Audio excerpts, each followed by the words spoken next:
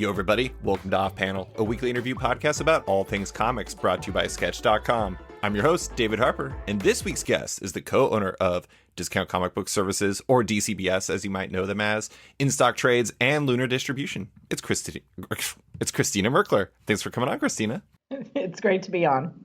There we go. I told you beforehand I was going to mess up your name, and somehow I messed up Christina, the most easy part of it. How is that? Exactly.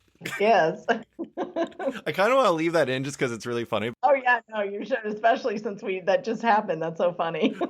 So let's start with, just the basics. How are you doing? How's the day treating you? We're recording this on Wednesday, September 22nd. It is New Comic Book Day, but I don't even know if that means something for you guys. What is that? What is a Wednesday like for you?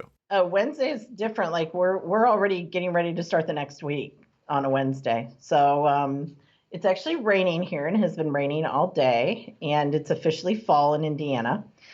So it's like 55 degrees out and rainy. I love it. I love this kind of weather. I couldn't wait to get my athleisure wear on and come to work. So I know that despite the fact that I'm currently wearing what appears to be a Hawaiian shirt, I actually live in Anchorage, Alaska. It was 26 this morning, and it's supposed to snow on Friday. So winter is coming / here. Yeah. I'm very curious as to what one of your days is like in your job, because I have to imagine you have a lot of different hats. You have 3 different businesses that I know of: DCBS, In Stock Trades, and Lunar. Like, what is an average day like for you? Well, they're all different. It depends. Lunar does take up most of my days now. Cameron has always been one that does. Once we created In Stock Trades, like in 2004, that was kind of his baby. So I really kind of took the reins over for DCBS. We have very different roles, but DCBS, like the management of the team and just those types of things, I do. And then he takes care of the website, and he's always been the financial person behind everything because he's a former CPA and still an accountant. So like really with In Stock Trades, I almost don't touch it. And In Stock Trades is in Memphis, and Cameron is still in Memphis. So he really has the handle on that. And then I worry about DCBS and Lunar up here. Generally now my days are much more normal than they were at the very beginning of Lunar last year. But, 8 to 5, Monday through Friday, and then answering questions on the weekends and in the evenings. But I finally have gotten to a pretty normal work schedule recently. So Cameron has more of a lean towards In Stock Trades. You have more of a lean towards Lunar in particular, but also DCBS. How did that split form? Was it just kind of like a preference thing? He's always been, I think it was just, he wanted that to be such a successful part of the business. Comics is his thing. He's the one who, started this whole thing. Right. So I've read them since we were first dating in like 1990, but he's the collector. He's the guy who's, read them, and I will not reveal his age, but for quite a while. But the DCBS In Stock Trades thing just kind of happened organically. We were working together. It was fine, but he was like really kind of nurturing that team and the In Stock Trades team. And I just kind of naturally took over more of the DCBS side, and we were in the same building for years. So it just it was a completely natural thing for it to happen. And then it reached a point where we really needed In Stock Trades to be closer to Diamond and Olive Branch. And that's when we decided to take In Stock Trades down there. And he made that decision to go down. And then I stayed back here with the couple of kids we had left who were still in school. And then when we moved DCBS down with them 4 years ago, that was going to be where we were going to stay. And it just wasn't. Memphis was an incredibly tough market to get staffing, and it really didn't work out well. Mm-hmm. In Stock Trades has remained down there, and, we're hoping to eventually bring it back up and have it together with DCBS again, but we'll just have to work on getting that just for logistics reasons more than anything. Sure. That makes sense. It seems like Cameron's position was a passion one to a certain degree, and then you kind of filled the vacuum based off of like where his preference kind of landed. But I do want to go back to the beginning. I read that you first met Cameron when you were working at Hudson's, a department store, and Yeah. he pitched the idea of DCBS to you in 1999. And I think the thing is we look at it now, and this type of thing is maybe a little bit more commonplace. Even regular comic shops have online mail order options. But back then, I don't know. I mean, Amazon was really just getting started about then, so this was pretty early in like the nascent days of online shopping in this capacity. How similar was the initial idea that he pitched you on to what it eventually became? Oh my gosh. It's like night and day, right? I can't even imagine. I mean, it's just like you were literally inventing this business in your basement. Right. So what's funny is like, we were at Hudson's and then we got married. He actually left Hudson's and went to Kohl's because he had been there for years. And then of course he became a CPA, and then he went and was a CPA. So when he pitched this to me, he was a CPA. I had just finally left retail. I was thrilled to be able to stay home with our third child, who wasn't quite a year old. And I was like, this is the greatest. And then he comes to me and says, hey, I've been looking at this stuff on the internet and I'm trying to find, another comic option. And they're just like a lot of, it's convoluted and I want something that's really simple. And what do you think if I started my own comic business? And it really was just like, yes, that's fantastic. I'm going to support you in that. And he's like, you're not going to have to do anything, which to this day, I've said that a million times and it's a hilarious joke now. Right. But he just was like, I think that I could, possibly offer like a discount that would just be a flat discount. And then other people could benefit from it. And then it was just going to be really like a side thing. Mm-hmm. And it was for, at least a year. It wasn't, probably 6 months in is when he was like, hey, can you help me unload the, let's check this diamond box in. And it was literally like a large diamond box, with two or a couple of them. Right. And then within a year of that, we were getting 7 large diamond boxes in. And I was, carting 50-pound boxes down to the basement. And because I was home, I was the one answering emails. And right around that time is when I felt a little overwhelmed and said, we need help. And we had some people, like my family, helped and volunteered, the things you do to help family to start a business and help it. And then we hired the neighbor girl to help out for a little bit. And then it just kind of spiraled from there. Yeah. I mean, I have to imagine, no one really knew what it was going to become, but given the fact that you were I have to imagine one of, if not the first to the market to do something like this, there probably had to be quite the learning curve, even after that first 6 months, when like the one box became 7, when you started getting more involved, et cetera, et cetera. What was the learning curve like? Oh, what happened is, we were using Excel and pivot tables to figure out who got what, right? As it came in, and we had maybe 12 customers, and then it was maybe 50 customers. And then it reached a point where the pivot table wasn't working anymore. And this was a couple of years in. Yeah. And Cameron was like, ugh, I think we're going to, need a computer programmer to come in here and get us something. And we went to somebody, and it was a bit of a disaster. That was the hardest. There was a point, and it's been 22 years, so I am a little fuzzy.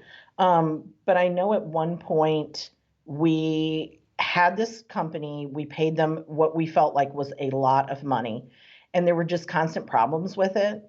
And every time we would need them to fix something that we felt we were pretty clear in, it was just costing us more and more money. And then at some point we were just like, should we still be paying them all this money and it's still not functioning properly? And one day it stopped working. Wow. And we could not get into our system. And we were like, this is the end. Like, we were convinced that it was the end. And he reached out to just like a company that provides programming. Like they have multiple clients, et cetera. And we were able to find somebody who is now our developer for us. He worked for them for many years. Actually, we moved companies just to stay with him because he got the business. He understood comics, even though he wasn't a comics guy himself.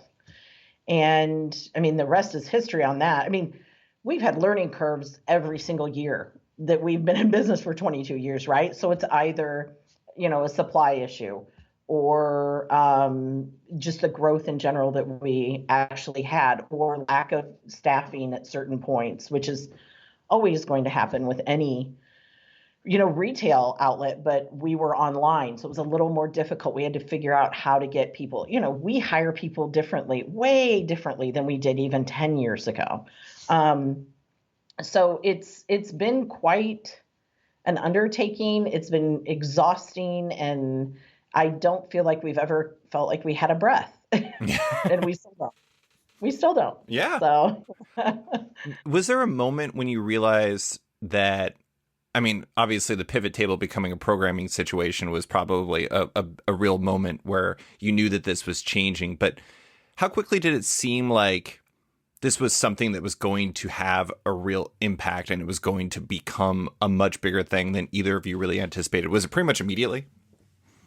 No, it wasn't. I think that we assumed that everyone was so big, right? Mm-hmm. That all other retailers were just so much bigger. And many were. It was probably, I would say about 10 years. It took us 10 years to really, I mean, we were selling a lot of product. But we just thought everyone was. Like, we really didn't have a pulse on what other retailers were doing. I don't know, I couldn't tell you the year that this happened, but when DC had those Justice League animated maquettes that they had through DC Direct, and then they had, Superman and Wonder Woman and Batman and Aquaman, and they had the whole line. We were selling hundreds of those at $100 a pop.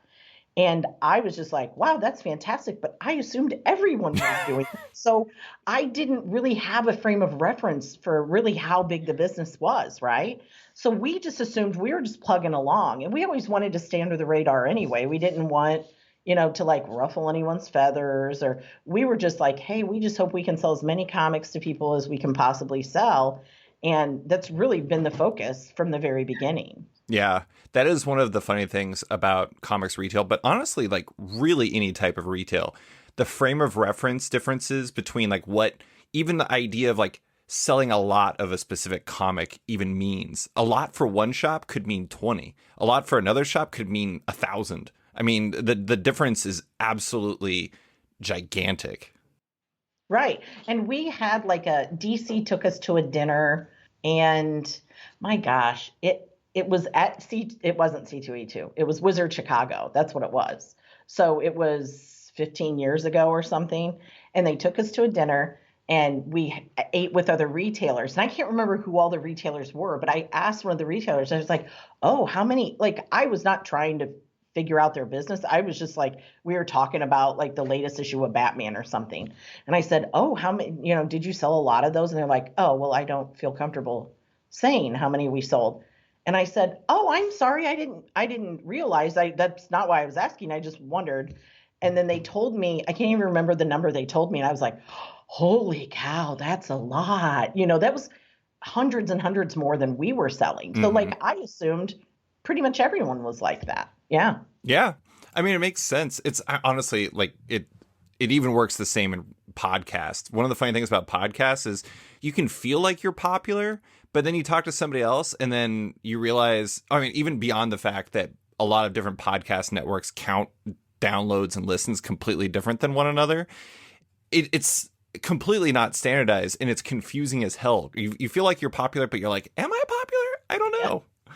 But okay, so I am interested in, you have this, DCBS is interesting because there's two different aspects that I think are really appealing about it, especially for someone like me in Alaska. I actually met somebody I had a comic book garage sale who was in the military, and he just worked with DCBS because everywhere he went, he had a comic shop and it was DCBS. And that worked out really nicely for him. But I'd never even considered it because I've been going to the same comic shop since I was like 5. Anyways, but the two main aspects, or most appealing aspects to me, are the discount and then the mail order option. The fact that basically it's standardized no matter where you go, unless you move to like, I don't know, Thailand or something like that. Then it's going to be more expensive. But I'm interested in Do you have a feel from years of talking to customers and getting feedback from people as to what the appeal is to your model? Is it a little bit of both? Is it leaning more heavy towards the discount? Is it more because like the mail order option? What is it? I can say, I mean, obviously the discount thing, right? So that absolutely is probably the most important to most customers. But I have the number of customers who have emailed us and just said, thank God I can get comics shipped to me. I don't have a store within 2 hours of me. And we have hundreds of customers like that who just say, I would literally have to drive an hour and a half to get my comics every week. And I just can't do it. So it is definitely a convenience factor as well. And it's super nice getting it, right to your door. And we have a tremendous mix of customers. We have customers who are major collectors and want everything to be absolutely pristine. And we have some people who are just readers, I'm one of those. So I'm just willing to read it. I don't care the condition and, that type of thing. So, I mean, obviously the discount is a big factor, but they also have to know that they're going to be taken care of on a customer service level, that we have accurate shipments, that we are able to get it to them on time. Because if we can't do any of those, the discount doesn't matter at some point. Is that where the Hudson's experience comes in, where you're used to actually dealing with customers? Oh, absolutely. Like it was the whole customer's always right. But like we worked in an environment where, you went above and beyond for the customer, like, to the nth degree. So we have that background and it's kind of ingrained in us, from the get-go. I'm interested in, a normal shop. Let's say I'm in Anchorage, Alaska. My shop's called Bosco's Cards, Comics, and Games. Yeah. That shop has, long-standing customers, and their job basically is to encourage customers to pre-order, to try to get a better idea as to how much they need to order from Diamond when they want to get X, Y, or Z comic.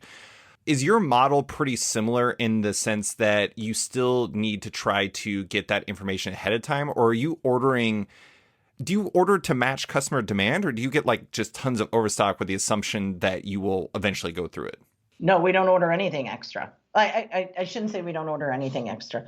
We take customer orders and we order a very small percentage to cover late orders. And that gets adjusted like every few months if we feel like the extras, we're getting too many extras in. Like the only way that a discount like that works is if you're not holding on to a tremendous amount of inventory. Right. It is interesting because the margins are so important for you. You have like the only way you can, like you said, the only way you can make the discount work is if you have like the numbers really buttoned up. But I mean, let's say that you have like Inferno that's launching next Wednesday, a week from today, or you have Enter the House of Slaughter at Boom, which is going to be presumably a big title. It's got a lot of interest in it. It apparently has gigantic orders, everything like that. Is that something? Do you like send out emails, push customers, try to drive them to like pre-order that to make sure you have your numbers really buttoned up? Is that a really essential thing that you do in your processes? No. I'd like to say that I do, because that sounds like a great idea, but no, I don't, because I'll be honest, most of my customers are really well informed. Yeah. So they are telling us before we even know, right? Like they're saying, this is the hot thing and I want to order an extra 10 copies of it because I think this is going to be great and I want to have extra copies or whatever. I mean, there aren't a lot of people like that, but there are a lot of people who will say, hey, I want to order this. I heard this is cool. And they want to add a copy because they read it on Bleeding Cool or whatever. Right. Right. But we don't do a lot of that because DCBS has seen, and insect trades in the last year has seen like a pretty considerable amount of growth. And we're just trying to keep our heads above water at this point between shipping issues and not getting product in on time, or all of the plethora of other reasons that people have issues during this COVID fun. We're just trying to make sure that we're taking care of the customers and just getting the orders in. Yeah, really. I was going to bring up the influx of customers because I talked to brick and mortar shops and they've seen a real influx in customers in the last year and a half. And it makes sense that you would see even more just because, pandemic means people not wanting to go out as much. They have more money maybe to spend. Maybe they, are trying to get back in the hobbies just like everyone in the brick and mortar shops are seeing. But you have the ability to actually deliver to their door. And I don't know. So it sounds like you had a pretty big leap too. We did. In-stock trades was absolutely bonkers for a while. Cameron called me and he's like, I don't even know if we can, we did handle it, not as well as we would have liked, but he said, I don't know what it is. And I think what it was is people were home. So they weren't eating out. They weren't going to movies. They weren't really, and they were online going, okay, what do I want to do? I have all this time on my hands because I'm stuck in my house for all of these hours. And so we were selling collected editions through in-stock trades, it was crazy. And he just said, we can't keep up. Like we could literally not keep up. And then of course we'd have issues with just product in general, like getting to us because of COVID. So it was super crazy. It still is crazy. But I also know that when COVID happened, what we did notice is that Amazon backed off discounting all of their collected editions. So by doing that, people were like, oh, okay, well, if I'm going to get 4% off, I might as well go to an in-stock trades or another, retailer that's giving me a 10% discount or a 20 or whatever. So I think that was another reason we really saw a big boost in the collected editions. Oh yeah. I mean, it totally makes sense. Trades make a lot of sense for the people who are kind of jumping into it after not being in it before and, have that disposable income that they didn't have before because they're not doing these things. And I don't know. It's just such a wild time to see such a spike. But, that does lead into something I was curious about. DCBS is, I think, probably between DCBS and in-stock trades, at least from my conversations with people, is probably the part of the business that you're more known for. It's probably like the bigger entity within comics. Which part of the business is actually bigger? It's funny that you say that because since Cameron kind of made IST his baby, and when they moved down to Memphis like 7 years ago, there's been just like a fun, friendly type of competition between the two. Oh. And not really just with Cameron and I, that's it really. But until last year, DCBS was the bigger, just dollars wise. And in-stock trades did overtake DCBS by the end of last year, and they are going to be bigger than, they're now officially bigger than DCBS. To be fair, we're talking about collected editions, so they are higher priced. Right. Units, you still win.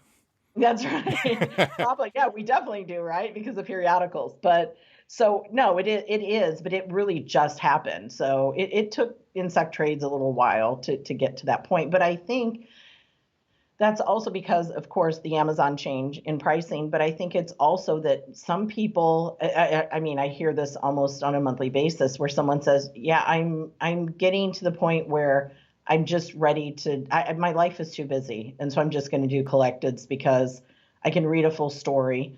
I don't need to figure out where I was in the periodicals. And so I think that's a slight struggle we'll probably go through. In the periodical market. We just kind of have to figure that out.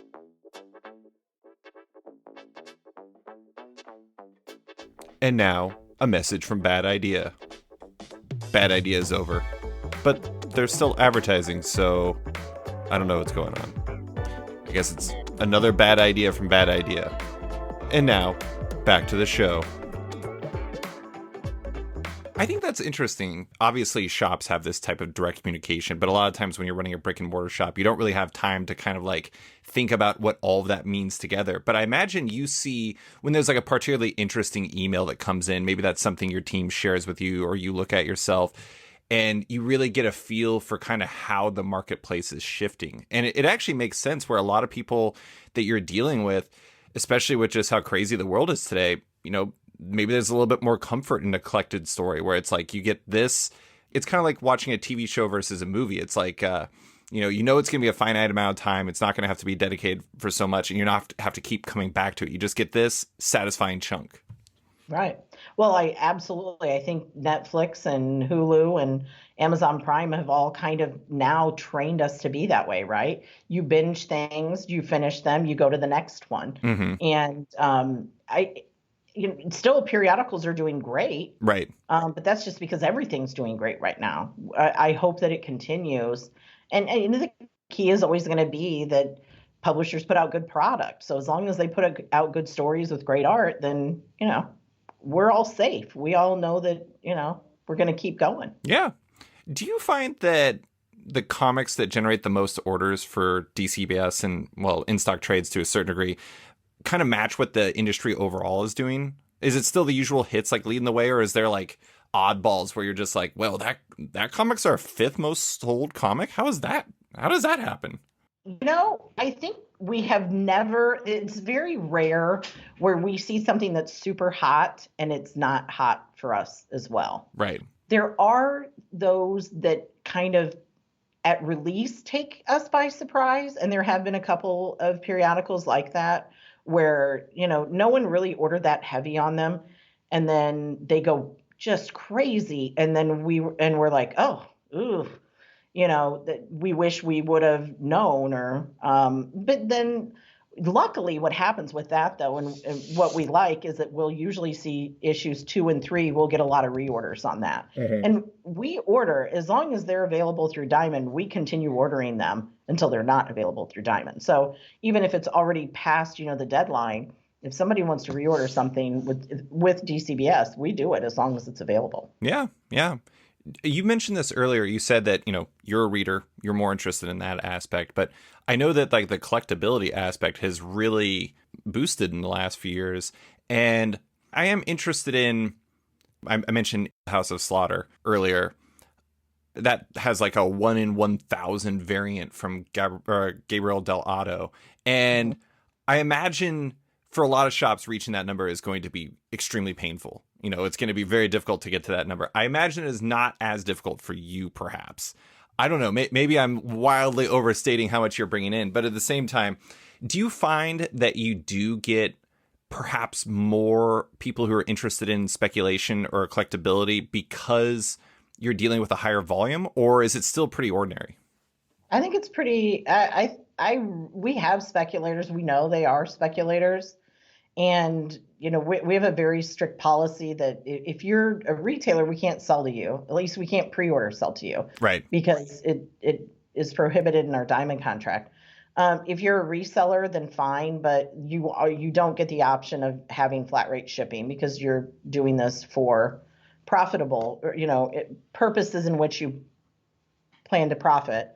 But we have like a handful of speculators, and I'll be honest, over the last 10 years, they kind of peter out because they eventually, no one, unless you are really selling products to the direct market and like all of them, you're really involved in it, you really don't know. You can try to chase those, things, but you really don't have a handle on it unless you really are the speculator that is like, I'm such a comic person, but I want to profit from these things. So there are a few like that, but I think it's more the people who come in and go, oh, I heard these are, really popular and I'm going to try to sell a bunch. And they really just don't have a handle on how many they can actually put out in the marketplace under their own name. Yeah. I'm not going to lie. That whole thing just seems exhausting to me. I was in line at Free Comic Book Day behind a couple guys who were talking about, I don't know if you saw it, but there was the whole thing about Marvel putting like rare variants in like these Walmart packs or something like that. And these guys were talking about how they drove Alaska is a very large state. So when I say they drove all the way across the state to go to other Walmarts, I am not saying they drove like 5 miles. They drove like literally hundreds of miles. And they're like, oh, I went to every Walmart. And I'm like, what you're talking about currently is a job. You have another job and it's right. Doing this stuff. And it just seems wild to me. I don't have time for that. No, I don't either. And Cameron has said that like multiple times because I'm just like, we don't have time to like try to chase all of that. Like we're always like 2 months ahead, right? Like right. We're looking at things that are coming out in 2 months. So we're not really trying to chase any sort of trends. We just want to make sure that we're offering all the product that we can to our customers and that they're taking advantage of it. And that's really, but to your question previously about Slaughterhouse, like, it depends. It really does. If it's something that is super popular, we will generally just get a lot of requests for it and a lot of people adding it. So yes, I mean, we have a lot of customers, so we could potentially. We very rarely will bump up numbers though. Like if we're within 100 copies, we'll bump it up, but we're not a retailer that says, oh, well, we'll double our numbers. Because we know, like for us, we're selling them and that's it. Like once we fill them, unless we have other customer requests, we do have an in-stock link, but like that's really just mainly for liquidation or just having stuff that happened to be extra, to put out there. But it's not really, we're not speculating in any way, shape, or form. Well, no, I mean, it actually was something I was going to bring up because I'll talk to shops who are like, oh, it's like there's this 1 in 50 variant or 1 to 50 variant. You can get that, and we just have to bump our orders up 20, and then we can just like sell those later on with this, and we can make money off of that one. But for you, because your margins are so tight, I have to imagine like any bump ups without real obvious fan interest or reader interest behind it is going to be really tough. Oh, yeah, absolutely. And there are times where we have said it's never been for a ratio variant. I know that for a little while, Marvel was doing like the extra 5% Right. discount if you order this many more. And so Cameron would just do the math on it and say, oh, this makes sense if we order this many more. If we order an extra 150 copies and we get the 5% or whatever that was, it'll make sense, but it's always done with a bottom line mindfulness, and whether it actually makes sense. Sure. Last question before we get into Lunar, and this will probably come up again here in a little bit, but I talk to a lot of shops. That's one of the things I do on my site, Sketched, and also on the podcast. And obviously, shops view DCBS and in-stock trades as a very significant competitor. Do you view what you do as effectively being the same or like competing directly with brick and mortar shops? Because it seems to me that while there's probably overlap, it's not completely one for one. It's almost to a certain degree like digital versus print, where there's some overlap, but the people who are going to want to have that comic shop experience are going to want to have that comic shop experience. So I guess in your mind, are you competing directly with those brick and mortar shops, or are they slightly different animals in your mind? No, I've always seen them as partners in moving the industry forward. I've never seen them as actual competitors. Because brick and mortar can give customers so much more than what mostly more than what I can give them, which is exactly that community, them coming into a shop, getting suggestions. We are helping tons of people who just don't have the even opportunity to go to those comic shops. But also, there are some people who don't need that sense of community, right? And they just are like, hey, I just want to read comics. I don't care. I don't need to discuss it with anyone. And, we have those people as well. But we also have seen that comic shops are growing. They're adding new stores every year. And so I think that I don't really think we're affecting it. We're just kind of filling in the gaps. Sure. And I don't see it. I've never seen us as a competitor with other stores.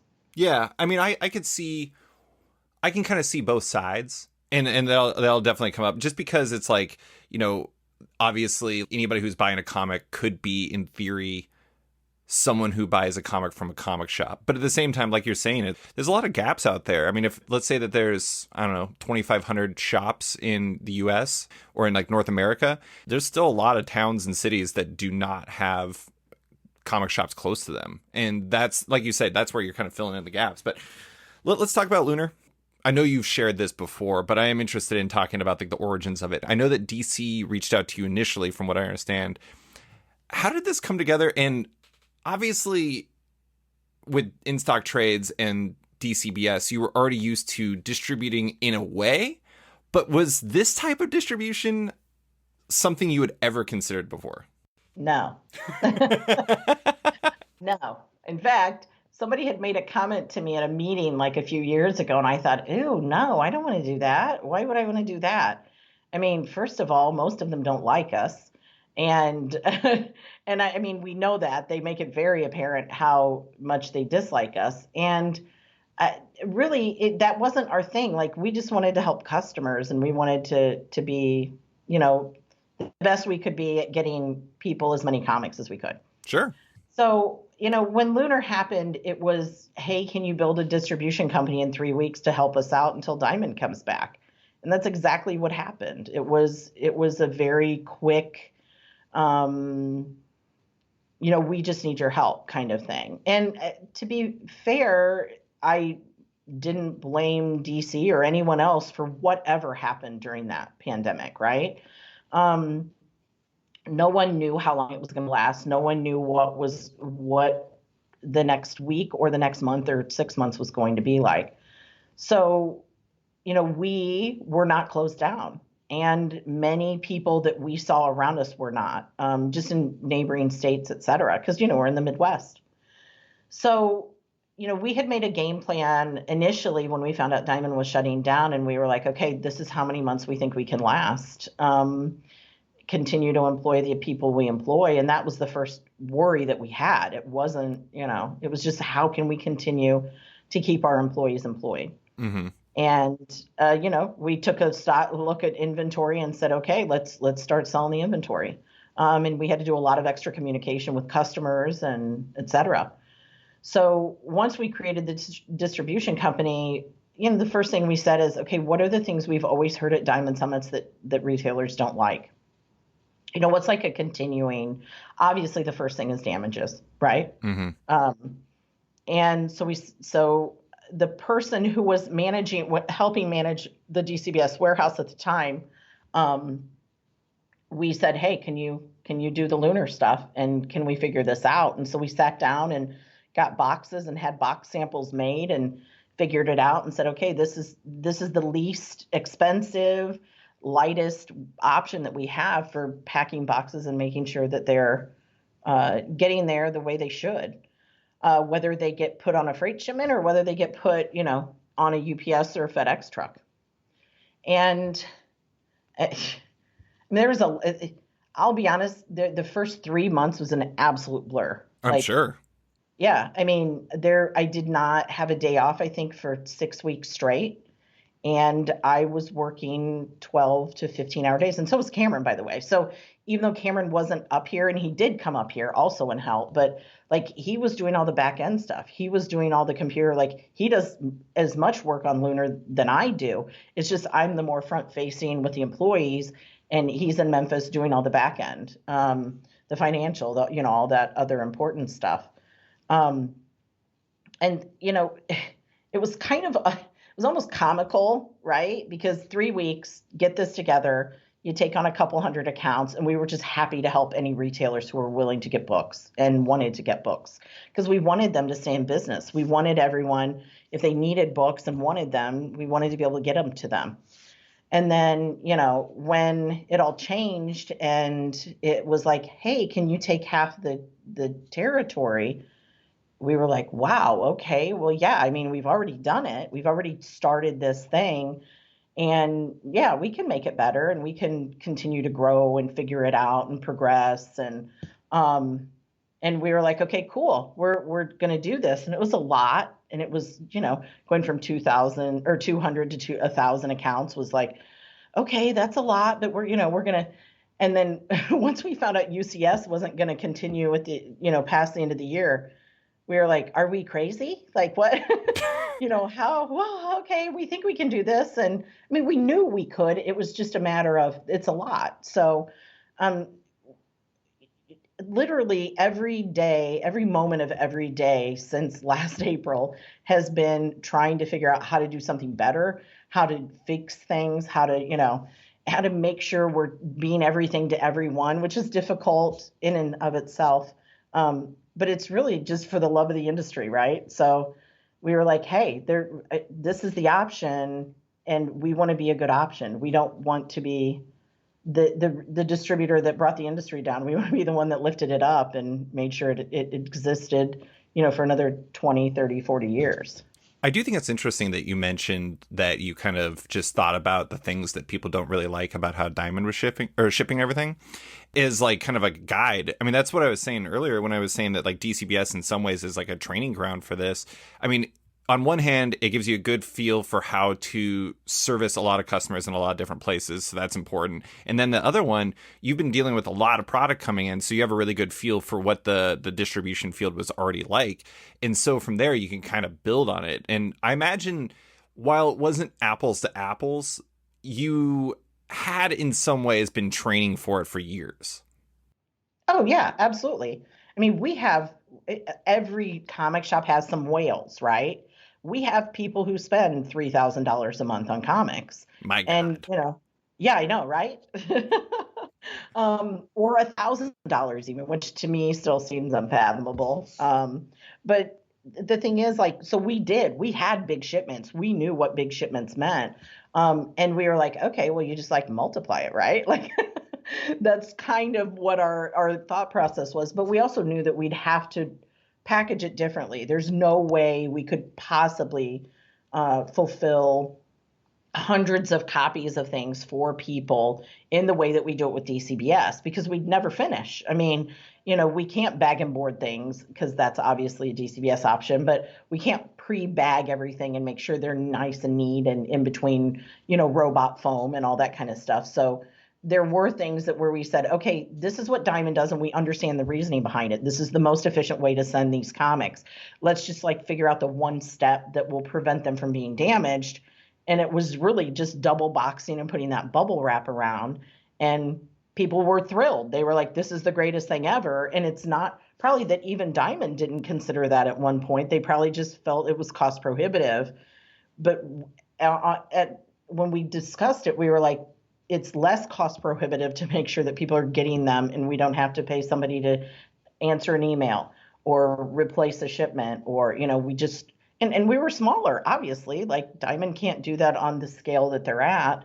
And we thought, okay, this is the way we need to do it. Yeah, it makes sense. I mean, it's like damages are going to offset a lot of like the gains you'd be making by saving on shipping and everything. But I am interested in so you start with DC. Now it seems as if to some degree Ahoy, Z2, and Scout, from what I know of, that you're working with as well. Mm-hmm. Did you know pretty early on, like once you like really locked in the DC business, that you wanted to do more with it and expand? Or is this more about kind of opportunities presenting themselves in the same way that DC did? It's kind of both. We know that it's in the best interest for us and for our retailers for them to be able to order other publishers. So it offsets their shipping costs. It allows them easier ordering because they can order it in one place. I mean, that's what made Diamond so great was, as a DCBS, other than when we bought Bowen statues on our own, through Bowen because we were selling so many of them, we went directly through Diamond for everything. It was just easier. And I'm going to be honest, I have not had issues with Diamond. Like, I understand that I'm a big account and maybe that's why, but generally speaking, there are things, but we had good service from Diamond. We received our shipments pretty much in good shape. I know we're a freight shipper as well, so that might be another reason for it. And the accuracy wasn't the greatest, but it was still like acceptable, right?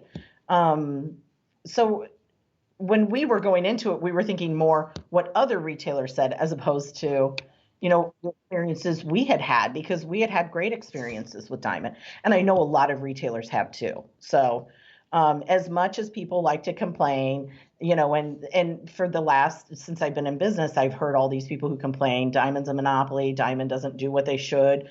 Diamond has always worked very hard to try to give the best service they possibly could.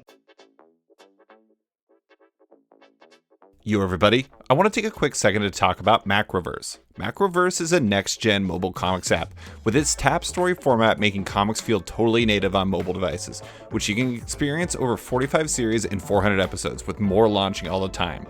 It's a perfect time to try it out, too. Many of the most popular titles like Hex 11, Dead Town, Glitch, and more are free for a limited time only, so download the app for iOS or Android and binge away. Oh, and keep an eye out on macroverse.com for some major updates on new creators, new series, and new features that bring real collectability to digital comics in a new way. Massive things are coming. If you love making, reading, and or collecting comics, you won't want to miss what Macroverse is launching this summer. And now, back to the show. I mean, it is really interesting to see where things are going right now, just because, obviously Lunar's in the market now. Penguin Random House, both with Marvel and with IDW coming next year.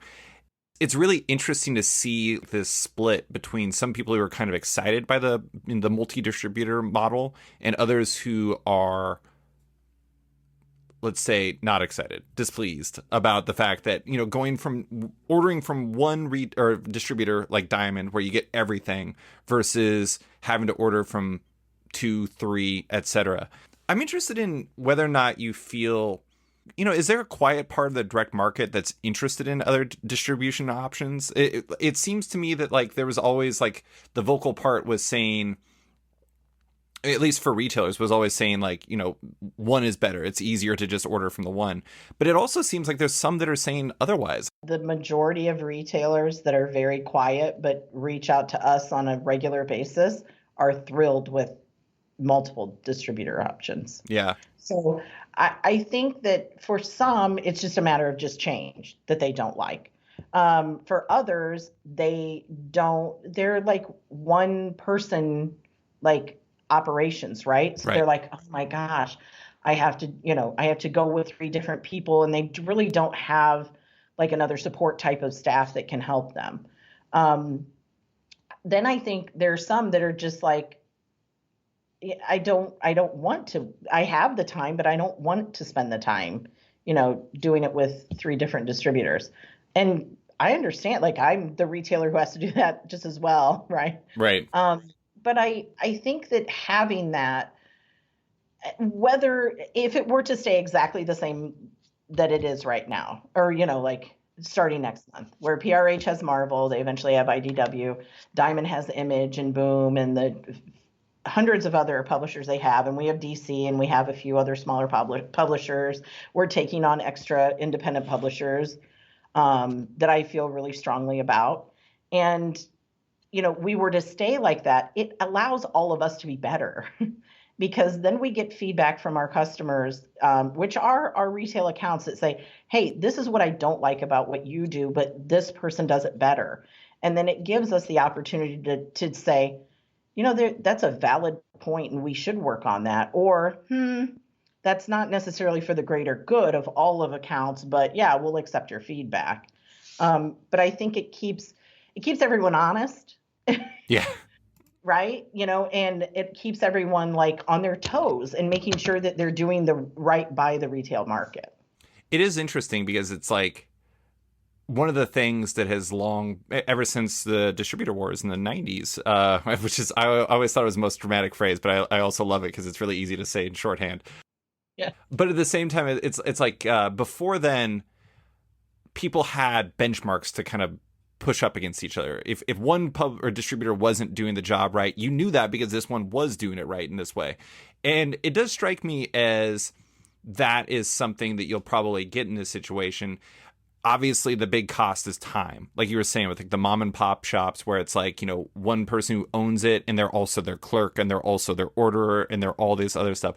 How do you manage all that? That's one of the difficulties that comes from this model. But I do want to bring up some stuff that I've heard from shops. And one of the things that I've heard from a number of them is, particularly to Lunar, that, they've been like frustrated by inconsistencies in like shipment arrivals and integration into existing point of sale systems. I've heard that one a fair amount. And I know that's not all you, but part of that's on DC also.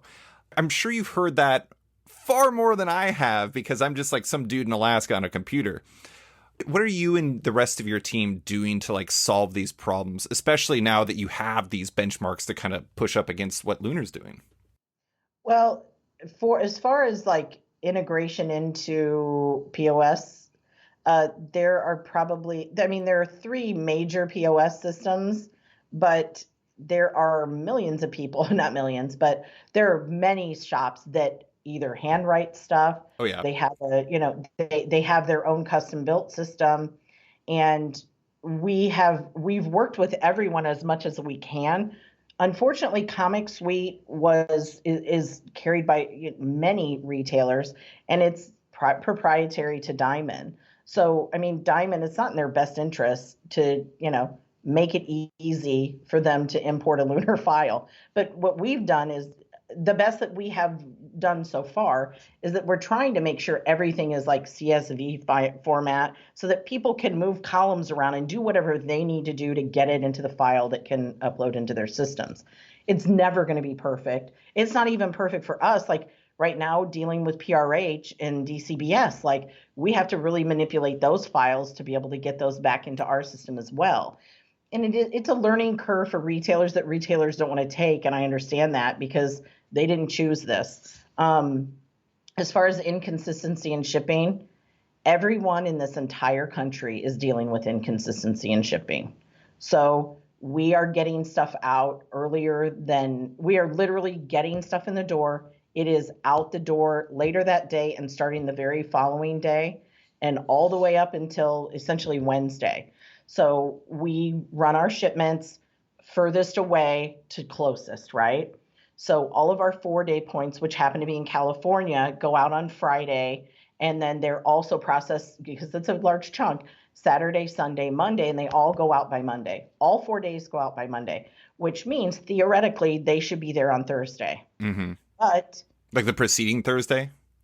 Like that Thursday, which would be 3 days before on sale or 3 or 4 days before on sale. And that hasn't been happening in many parts of California. And FedEx is the culprit, but FedEx is our shipper that gives the best rates. Right. So it's in this tug of war where I have UPS as an option, which as far as I know, no other distributor has 2 options. But UPS isn't a great cost-effective option because UPS, although I've been trying for the last year to negotiate better rates, has not been able to give me better rates. And, I had them out again a month or 2 ago. I had him out again last week. And I was like, look, you have to get me rates that are closer to what you don't have to beat FedEx's rates at this point. I just need you to get them closer so that you can start getting more of this business. Because I can't take obviously the hit. I don't want the retailers to take the hit, but everyone's overwhelmed. Mm-hmm. So, but UPS is overwhelmed as well. So maybe that's why they're not being so, like super fast at trying to get me better rates, because they're like, heck, we hope we can handle the influx, but they clearly can in California because customers who've moved to UPS for it, it's become the proposition of, do I pay less to get it possibly on time, but more than likely not? Or do I pay more with the likelihood of getting it on time? Right. And that's kind of what every business has to do right now. Like we have to do that for supply to be able to bag and board comics and use the bubble machines. And like everyone's kind of in that right now. And it really depends on where you are in the country. Oh, yeah. We just ran a report for online on-time shipments, and 90% of our shipments are on time. We're on time last week. And then 10% were delivered 9% were delivered 1 day late, but on the on sale date. And then there was just 1% that still weren't, which is still not great. Like we would love for it to be 99% and then 1%, a day late. But given the influx of what's in the market, and frankly, everyone's having staffing issues. Oh, yeah. Luckily, we aren't. But FedEx is having staffing issues. UPS is having staffing issues. Freight companies are having staffing issues. And so we send them out as early as we can. And that's the best that we can do right now. Yeah. I mean, it is, you probably, I mean, it's not like, it doesn't even sound like you chose this, but you found the most difficult time ever to jump into a business like this between, let's see, what do we have? We have a pandemic. We have copious shipping issues and delays because of varying things. I mean, we have supply chain issues. We have paper shortages. We have staffing issues. I'm not saying this as like, an explanation or anything like that, but it is really interesting to see all these cascading issues and how they permeate throughout the direct market and in the comics industry in general, because there's so many things. I mean, like I talk to shops who can't even get bags and boards for months and months and months and months. You go on like a BCW site and like most of the stuff is back ordered until 2022, and it's astonishing. And like that's just, I mean, that's a lot to contend with. But I mean, it seems like at least you're trying to find answers to these problems that varying, retailer partners are facing. Right. We are, and we're not necessarily communicating that until we have something that we can actually bring to them. Ah, And so although I know it can be frustrating and they can think, oh, they just don't care. I don't want to say I'm working on it and then 6 months later I still don't have it. Like, I'm not that type of person. But I kind of have to be now, right? Because now they're so furious because they see this inconsistency in FedEx's ability. And like, I've had multiple meetings with FedEx and I've said, look, something's got to give here. And he's like, hey, this is what we did. We added a hub in Chino, California. So it should clear out soon. But guess what? We can't get anyone to work there. So as soon as we can get staff, it's going to be amazing. And I'm like, okay, that's not helpful. Like, and I can't tell my California customers, hey, they added a Chino hub, because they're not seeing that, right? It doesn't matter. And I've always been a person that I want to be able to bring you the solution, not tell you I'm working on the solution. sure. Yeah, that makes sense. I mean, it is really interesting too, because I mean, you see this with Diamond as well. It's like you talk to some shops and Diamond walks on water, and then you talk to other shops and Diamond is like the Antichrist. And I mean, I'm sure you run into the same things. There's some shops in California I know love Lunar. Other ones in California where they're like, I don't know about this. I don't know about this Lunar thing. And Mm-hmm. I imagine part of that is colored by what we were talking about earlier, where you're the competitor. And it's a really interesting thing, because I've heard from retailers who have said things, and I'm sure you've heard the same thing, where they don't want to order from Lunar because you are tacitly supporting your competition by doing that. And I don't know if you've heard that. You're making a face that suggests otherwise, but I'm interested. No, I have. Oh yeah, okay. I have. I'm interested I just in. don't agree with it. Well, okay. I mean, there's a question there. I mean, is that the type of pushback that you try to overcome, or is there just not much you can do to change people's mind in that regard? I don't think we can. I mean, we've had discussion upon discussion, within our upper management team, and we're just like, I don't know how much more transparent I can be about the way that we run our business. Like, Cameron and I own all three businesses, and we are wholly responsible for them and care a lot about every one of them. But it is it is our sole focus to make retailers as successful as they possibly can be. Because why wouldn't we? Like, then Lunar won't be successful. Like, I don't understand. There's a contradiction in that, right? So if I wanted to put everyone out of business, then what's the point? I would put myself out of business. It makes no sense. Right. If you only favored DCBS, then you'd be like sacrificing Lunar in the process. Well, and I'm going to tell you, DCBS is the literal last picked shipment in the entire warehouse every single week. Because we just have to move it across town, right? Yeah. So like it's not, and there are customers who have, this is the other thing. A lot of people who are the voices on those boards are not directly coming to us and saying they're having issues. They're going to the board to say they have issues so that DC can see it, but they're not just coming directly to us and going, hey, I keep having this issue. Now, some do, but the majority of them do not. And so what I'd love to have is somebody who just reaches out and says, hey, I'm having this issue. Is there any way we can figure this out? And then we say, oh, okay, yeah, let's figure this out. What can we do? Can we call FedEx and find this stuff out? But everybody, there are people who say, FedEx is just kind of screwing this up, and they're maybe a 3-day point. So we bump them up a day because we can to make sure they get out on time. But it never is at the detriment of anyone else. It's always like, okay, we put them at the top because all our other 3 days aren't seeing those, but there might be certain regional areas that have those issues. Mm-hmm. But I just don't the only way that we make Lunar successful is by retailers being even more successful. Right. That's it. That's the only way that we do it. It is interesting too, because in most conversations I've had, DC is selling more than they were before. And I think part of that is related to the pandemic, like what we were talking about with the influx of customers and everything like that. But I don't know. I mean, that strikes me as like a situation where the proof is kind of in the pudding. But before we started talking, and I mentioned like some of the stuff I was going to bring up, you mentioned that transparency is like super important for everything that you do. And mm-hmm. I am interested in, like, for those who are skeptics, and, we both know them, How do you balance out DCBS, a company that operates within the direct market as a retailer, with being a distributor as well? Is it all about what you were saying where DCBS gets pulled last, like where you're always making sure that it never becomes a priority over anything else, or is it something more than that?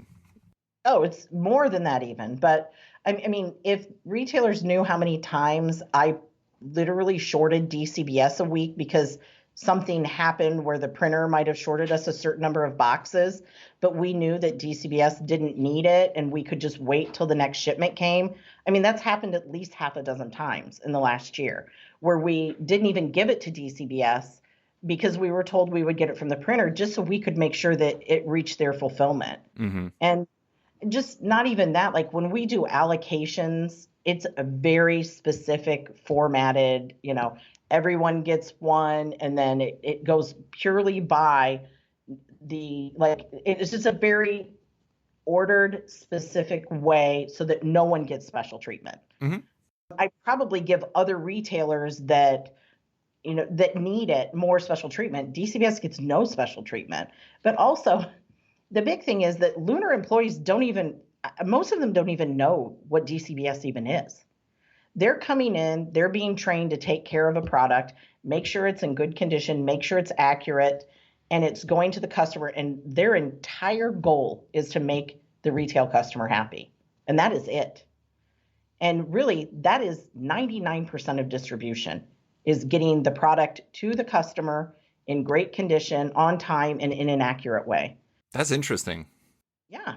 I mean, when you think about it, really, we try to make it as easy as possible to order. And my CSR team is incredible at making sure that they're answering emails within an hour to make sure that anything is taken care of. They know what the standards are for this. And really, that's what's most important. I hadn't even thought about like that split. Like the thing I said that's interesting about was the fact that the Lunar employees don't even really know DCBS is like a thing. And I know that Lunar just expanded into a larger warehouse in New Haven, Indiana. Right. So like do you have kind of a separation of church and state where you have like DCBS and like Lunar are completely like different areas basically? Yeah, absolutely. Yeah. And they just know they're just here to fulfill product. They literally do not know what that involves, right? So it's not, Lunar is a completely separate company. None of those people they just know they come into work, they got to take care of these customers and they go home, right? Mm-hmm. Like, and both of our manager for Lunar and our manager for DCBS, like has constant communication with their teams and gives constant feedback. Everyone makes mistakes. We have human beings working, but there is zero nefarious action going anywhere. Everyone is trained on how important the product is, how collectible the product is, and how important it is to be accurate and to get to that customer. Mm-hmm. And that is the entire goal of Lunar. Hopefully you've never heard any employees that are complaining about how much this damn DCBS won't stop ordering so many damn copies. Quit it. Hey, we've got other we have a freight team that takes care of all the freight customers. So they know they're the ones and they tend to be, our employees that have the best accuracy rates because they're dealing in hundreds and sometimes thousands of issues. But they don't even know. Yeah. It's funny. Yeah. I mean, maybe a few of the employees know, but they just know it's just another company. They don't understand the nuance to it. I imagine in a weird way that larger freight is actually kind of easier to deal with than like the smaller stuff. Because smaller stuff, it's just like nobody builds small packages besides like UPS or like, USPS and things like that. You're having to kind of custom do stuff. But when you have like these large boxes, it's probably a little bit easier. But yeah. Well, just like two more things on Lunar. I did want to bring up something you told Bleeding Cool, which is that you said that you do intend to distribute Marvel as a wholesale account once PRH allows, or Penguin Random House allows, the opening of a new wholesale accounts for the direct market sometime the next year, which is the exact same thing that Diamond themselves will be doing. They'll be operating as a wholesaler for Marvel as well. And that you're planning on adding new publishers, and then that you also plan to bring on 100 to 150 new employees projected in the coming 5 years. Again, it doesn't sound like this was certainly not a plan Originally, like DC came to you, like you didn't have designs on that. It was like this emergency, holy crap, how are we going to do this in 3 weeks type thing. But now that it's become a thing, how much is expansion the focus? Oh, I mean, we just invested $5 million in a lease for a building. Better be a It's good focus. important. Yeah, it's really important, right? So, I mean, we're all in at this point. So, um, we want to be the best we can be to our retail accounts, and we want to, and the only way that happens is to offer them what they want, right? So, being able to add Marvel will be amazing. We obviously it'll be more on a like a diamond. We can't offer free shipping, but we hope to give them at least a competitive type of discount. But we want, even if it's just that we're their backup, right? Like where they say, okay, I'm going to try this out and we'll have this, or they just say, oh, it's not that much of a difference. If they're already freight customers, they probably aren't going to order Marvel with us, but they may reorder some. So I mean, it's definitely going to be different. We haven't really dealt on the wholesale. Like everybody we deal with right now we're their sales agent. So us buying into it is going to have to be, like it's going to be a big risk, but we think it's worth it to make sure that we have customers who, whether they're not happy with PRH in the way that they do it, or they just say, hey, I don't order that much Marvel, so I'll just add it to my Lunar orders because it's easier. Yeah. I mean, it's kind of funny because I'm sure you deal with this with in-stock trades, but when I talk to a lot of retailers who order trades through like the book market publishers, or excuse me, distribution, like Ingram and through, Penguin Random House themselves, Sure. and Simon Yep. Schuster, et cetera, et cetera. A lot of them are kind of used to, it's like, oh, they're out of this book at Ingram, so I'm going to go to Simon Schuster. If they don't have it there, I'm going to go to Penguin Random House. And it's kind of interesting because the multi-distributor model, in some ways, if you are offering as a wholesaler also, it's like, it's like when you go to a restaurant and you're like, oh man, I really want some fish tonight, and they don't have it, so you go next door and there's another place that has fish, and you're like, I'm gonna eat fish tonight because this is the worst analogy I've ever come up with, but whatever, it gets the point across. But it's true, right? So like that's kind of what I meant by the multi-distributor model as a whole. Because if you have multiple people offering it and just for some reason a transfer, a new reprint hasn't come in and someone has it in stock, I mean, it's fantastic because at least somebody can get it, right? Right. Somebody can get that product. So that's what's most important. Yeah. Okay, so a couple questions to close that are larger industry things. I brought this up already. I was talking to a retailer the other day who was talking about how they're like already stocking up for Christmas because they're just like, I don't even know if I'm going to be able to get anything. And, there's obviously supply chain issues. Your DC has pushed a bunch of their single issue releases because of, varying supply chain things that are going on. Is that something that's concerning you both as DCBS and stock trades and also Lunar? Or is there something you can really do to set yourself up to handle those better in terms of either sides of you? On the DCBS in-stock trade side, it makes me nervous when you see any real shift in solicitation of like quite a few titles from one month to another. I can tell you that generally speaking, the end of the year for pre-orders is a much lighter thing for DCBS specifically. So November is historically like one of our worst pre-order months every single year. And I think it's just because everyone's like focused on holiday. I don't think the publishers even really offer that much for that January release anyway, because they're really pushing getting everything out at the end of the year.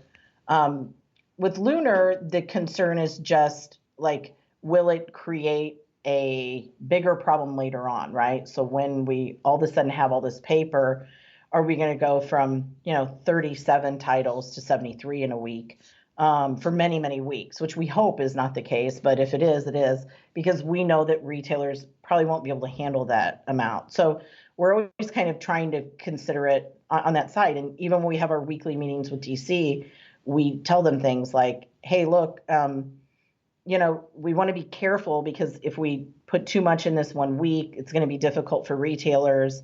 And so it's really great to spread it out so that they can see more consistency and they can really budget their money, et cetera. So we're always really mindful of what retailers are going to be, how they're going to be reacting to those types of things. I'll be honest, a DC, a Marvel, they're going to be okay in the paper shortage. What worries me are like smaller publishers that may not have the ability to like use their leverage with those types of companies to get their paper. The other thing is that printers are overtaxed right now. Oh, yeah. So, I mean, all of them are. And when I have smaller publishers coming to me and saying, "Hey, do you know another option for printing?" It makes me sad, because really they have all this product and they may even have enough paper because they happen to luck out and order some early, but they don't have a printer who can print it for them. So, I don't know what that's going to mean for the industry later. I think that sometimes it'll just be like, as businesses, what we did when the pandemic happened. You look and say, what's most important and what are the things that are going to make us better, more efficient, and, allow our margins to go up. Yeah. And that's what they're going to have to do. They're going to have to say, maybe we don't do a C cover. We do an A and B, and hopefully those numbers are bolstered in A and B covers, those types of things. I do think it's interesting that you mentioned kind of like advocating for spreading out releases, because I feel like that's been one of the secret sauce elements of the pandemic boom as well, is the fact that there have been fewer titles, and it seems like more people are kind of connecting with a smaller amount of titles. And also, I mean, for, brick and mortar shops too, it's like it's a lot easier for you to push 15 releases in 1 week or 10 releases in 1 week rather than 25 or whatever, because I don't know, if everything has to get attention, it's hard for anything to get attention. Oh, that's so true. I mean, I've said this for years, like, especially if you're a publisher that, your creators aren't necessarily getting regular stuff out. It's really difficult to be noticed when, they're not on a shelf for a month or two, because there's just somebody else that's going to just fill that place. And retailers need product to put on their shelves. So, it's a kind of first come, first serve on that kind of respect. But I think it's also better I personally think, if you have less titles, but more robust titles that are really going to bring a broader audience. I still love the idea of having indie titles that are going to speak to different niche markets and that type of thing. But that's a totally different, I think that's what's important about any retailer, is making sure that you diversify your own customer base. If you're only going to sell one type of product, that's probably not going to be successul. Right. And I'm talking anything. You could say DC Marvel, or you could say I'm only indie. But if you don't even have the right mix of indie titles, that could be a recipe for disaster as well. Yeah. I mean, you were talking about those maquettes earlier, and like, that's actually one of the things I've found recently is like a lot of the shops that have done the best during this stretch also have been like diversifying their products, not just like, publishers, but also like the things that they take in. I did want to jump on one thing you said in there. You said that November is one of your worst months. I find that to be really interesting because almost every other shop I talk to, November, December are like their best months. And I do think that is an interesting difference between DCBS and brick and mortar. Is people during the holidays, they go to shops and they get in there and they start buying their stuff and everything like that. But for your customers, it's almost like the inverse is true. It's like that stuff takes away from yours. And I find that to be really fascinating. That is a line in the sand that I would not have expected before you said it. Mm-hmm. And it's true. And we've always said that. We've always said, oh, this is because they will pre-order because they still are going to have to pay for it, and they know they have to pay for it in January or in December, depending.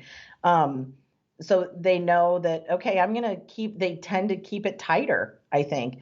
I mean, in-stock trades is really great, so because it's all in stock, right? But as far as DCBS goes, yeah, it's the absolute inverse, which is, again, why I've never considered myself a competitor. Because it's a completely different kind of business model. Yeah. Okay, last question. As noted at the beginning, as noted through this entire podcast, you wear a lot of hats. And I think you're interesting because, as far as I know, and who the hell knows if there's somebody else that I'm unaware of, but you're one of the few people who's both a retailer in your own way and you're a distributor. So you see comics from two very important sides of the direct market. How are you feeling about where everything is headed? Are you optimistic? Are you concerned? Somewhere in the middle, a little bit of both? Where are you at? I'm always optimistic. I'm the one who says, I'm the person who always is saying we'll figure it out, right? I'm optimistic about the market. I think that there is a small amount of concern because I feel that over the last year I've seen a lot more speculator type of situations happening that I'm not feeling great about, and I don't know. I'm worried that some retailers really like buy into it and then they may regret it, going down the road. If you really buy into some one title so much that you aren't like that you should have really had no business buying into it, I guess. It just makes me nervous for some people who are they want to be a part of the market. They want to be the shop that's showing their support, but really they need to also kind of look at their own bottom line. I know that as retailers, we're very passionate people. So we get excited about things. And I just hope that retailers over the next 6 months to a year are really looking at like, what is really making me money? And where are my customers? And what, as I'm talking to my customers, what types of things have changed in their lives so that I can change even my mix of product based on what they do. And I'm sure there are lots of retailers out there doing it right now. But I think that's going to be the key to being super successful later. I think a big part of the market, I mean, Cameron and I have these conversations constantly about how do we grow the market, is really exposing anybody that we can to comics. And whatever that takes, I mean, whatever the publishers can come up with that can help expose people so that once they're exposed, they can go immediately to a brick and mortar and say, I want more. There has to be some magic thing that happens. I just haven't figured it out yet. No one has, I know, but I'd love to be able to be a part of figuring that out. I do think those types of things are happening to a degree. I mean, obviously you have like things like adaptations where I heard that, like Invincible was a really great driver of the show was a really great driver of interest in like the compendiums and things like that in the same way that Walking Dead was, or Umbrella Academy and things of that sort. I also, I mean, it's interesting to see DC partnering with Webtoon to kind of see whether or not they can entice a different audience to get interested in these characters, even if it's told in a different way. I think anytime you're kind of exposing your audience to, exposing your stories and your characters and your ideas to a broader audience, there's very little downside to that. Even if a very small portion of those people end up coming over and buying the comics, through their brick and mortar shop, through DCBS, through in-stock trades, through whatever, that's going to be a win for everybody because that's creating the new comic fan of tomorrow. Well, I've always said that because really, if someone's going to buy digital comics, because that's always been like a controversy, right? If they weren't going to buy print comics to begin with, then I'm happy that they're buying digital. At least they keep the publishers healthier and they keep that product out in the marketplace. And who's to say that somebody doesn't read a digital comic, shows it to another friend, and that friend actually goes and buys a print comic because of it? Like, we don't know. I mean, I'm not saying, let's all go digital. No, I want print. I think print and digital are absolutely like can help each other out. And I think digital can certainly help print out. Yeah. I mean, anything that exposes people to, more people to these products. I don't know. There's a number of things that I've actually right over here. One of my favorite comics is a series by a cartoonist named John Allison. Bad Machinery is its name. And it was done on the web for forever. And then Oni Press released collections of it. And I have every single one of them because I love it. And I have it in multiple different, I've read it in multiple different ways and I love it in every different way. And I don't know, that's the stuff that's good for everybody. But Christina, that is all I have for you. Thank you so much for coming on to talk about DCBS, Lunar, in-stock trades, and everything else. I appreciate you taking the time. Of course, anytime. Thanks for listening to this week's episode of Off Panel with Christina Merkler from Lunar Distribution, DCBS, and In-Stock Trades. Love Off Panel, want to support it? Subscribe to the podcast on Apple Podcasts today and give the show a rating or review while you're at it, but 5 stars only. You can also support the show by backing it on Patreon. Find the show at patreon.com/offpanel, and when you back it on there, you get early access to each week's podcast as well as weekly content and more. Want even more? Subscribe to my subscription comic site Sketched at sketch.com for long-form articles, interviews, and the rest of the site's content, and its members-only forum. You can find Off Panel and Sketched on social media by liking on Facebook at /Sketched. That's SKTCHD. Follow on Twitter and Instagram at @SketchComic or following me at @SliceFriedGold. Big thanks to all my existing patrons, including Raj Patel, Capes and Tights Podcast, Klaus Vandeven, Brian, Submit Industries, Jack Mulqueen, Kyle, Carl Kerschel, Robert Masella, Elza Chartier, Luke Nakashoji, Elliot Metz, Dr. Luke, Scott Hazelwood, Scott Buon, Michael Tunk, Canadian by Proxy, Johnny Cannon, Bradley Rader, Carl Troy, Brandon DePillis, Patrick Brower, Declan Shalvey, Dan Garino, Josh Williamson, Adam Freeman, Ben Wild, Brian Klein Q, SB, Nick Bennett, Daniel Whitfield, Susanna Pollard, Reed Hinkley Barnes, Mario Tiambeng, AbductedTheComic.com, Andrew Carita, Matt Mahoney, Charlie Chu, Stephen Hall, Pensacola Pop Comics, Kim Eslin, Philip Myra, Christian Shelton, Kenny Porter, Chris Pacello, Torrin Grunbeck, Fuzzbubbles, Christopher Todd, Transmitter Down, Waltz Comics and Books, Carl Mizell, Danny Ollie, Paul Salates, Akil Wilson, Alex Dimitriopoulos, Terry Dodson, Liana Kingas, Wesley Giff, Sean Kirkham, Alistair Ross, Julio Anta, Brett A. Schmidt, Jason Goodmanson, Paul Reinwant, Vita Ayala, Tara Ferguson, Dave Slusher, WQ Comics, Akil Kokachi, Sean Pinello, Ken Heidelman, Philip Seavey, Al Union, Ryan Alcock, David Kelly, Robert Wilson IV, Nick Polito, Brendan Fletcher, Jonathan Nilsson, Matthew Groom, Jason Massey, Adam Bogert, Matthew Taylor, Nick Patera, Jacob Sorelli, Ford Gilmore, David Baraldi, Nick Hall, Bjorn Basin, John Hendricks, Steve Anderson, Ian Maxwell, Cliff Chang, Colin McMahon, Chris Palmer, Scott McGovern, Nathan Fairbairn, Kat McKenzie, Adam Highfield, Fiona Staples, Mark Abnett, Mike Murphy, Michael Shirley, Tom Barnett, Jim Demonakos, Norbert, Nick Lowe, James Kaplan, and Mission Comics and Art in San Francisco. You guys are all the best. A quick thanks to Upright T-Rex Music, who wrote and performed Off Panel's theme song just for the show. Check out their music on Spotify because it's completely delightful. Thanks for listening, and tune in next week for another episode.